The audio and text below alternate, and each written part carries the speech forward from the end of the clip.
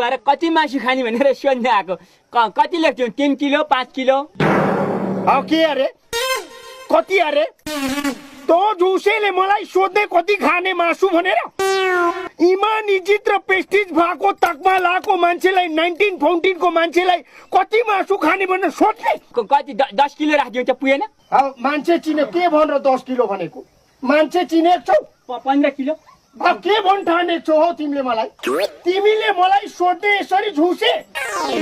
म 1914 देखिको इमान इज्जत र प्रेस्टिज भएको तकमा लाको मान्छेलाई मासु कति खाने भनेर सोध्ने अब कसरी आँट गर्यो झुसे नभने बकम भुसे